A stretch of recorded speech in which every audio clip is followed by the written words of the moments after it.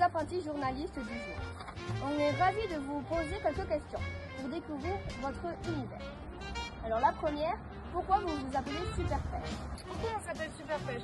Non, on cherchait des noms, c'est toujours très compliqué de trouver des noms, donc on note plein de trucs sur une feuille, et je sais pas, on trouvait qu'on avait tous les deux la pêche, genre la forme, la patate, l'énergie quoi. Donc je pense que c'est quand même arrivé de là, mais je me rappelle plus exactement comment on en est arrivé là. Voilà. Et pêche en musique, c'est quand tu fais un bruit sec et très net, on dit que c'est une pêche. C'est quoi le rêve de Super Pêche? Notre rêve. Ah bah si, le rêve, alors il y a des rêves court terme et des rêves long terme.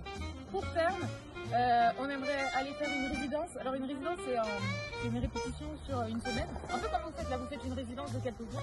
Et du coup on aimerait faire une résidence en montagne pour préparer l'enregistrement d'un album. Ça c'est un rêve à court terme, c'est pas mal. C'est un rêve possible. Oui, et c'est possible. Oui, mais les rêves doivent pas être impossibles. Et après, oui, et un autre rêve, alors ça c'est plus utopique, ça serait que les programmateurs ils nous appellent et qu'on n'ait pas besoin de les appeler pour être programmés en concert. Ça serait un super rêve. Quelles sont vos inspirations des artistes que vous aimez?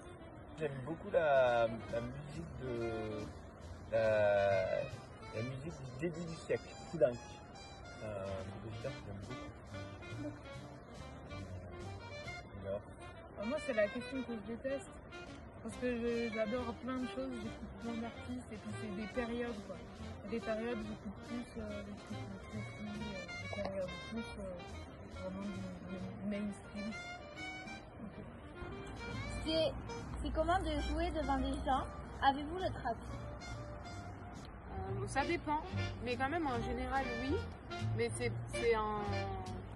parfois c'est plus gros selon... D'ailleurs c'est pas en fonction du monde, c'est plutôt en fonction des lieux, si on est bien accueilli ou pas dans les lieux. Parfois ça peut mettre le stress si juste on n'est pas bien installé ou ce genre de choses, si on n'a pas eu le temps de bien s'installer. Mais pas forcément s'il y a plein de... Et moi généralement j'ai pas si la technique marche. Vous avez un souvenir de concert un peu fou ou marrant à raconter? Bah oui, moi j'ai un souvenir. On faisait un morceau et au moment de jouer, à un moment donné dans le morceau, je devais faire la poule. J'ai la poule. J'avais pas envie. J'avais un peu le. J'avais pas de trac. Je trouvais que c'était pas à propos de faire la poule. Ça faisait un peu ridicule. Et donc j'ai dit, j'aime pas faire, je dois faire la poule. Je l'ai dit au public et en fait le public a commencé à faire la poule. Et donc du coup j'ai fait la poule. Comment vous décriviez votre style de musique? On peut dire que c'est quand même dans un genre, le grand genre du jazz, parce que le jazz maintenant c'est très large. Mais c'est des compositions à nous où il y a assez mélodique et harmonique, où on a de l'improvisation aussi à l'intérieur. Prochaine question. Comment vous vous êtes rencontrés? Alors, on s'est rencontrés à Strasbourg dans un concert et moi je cherchais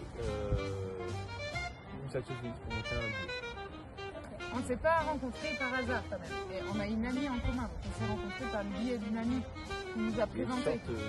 Voilà.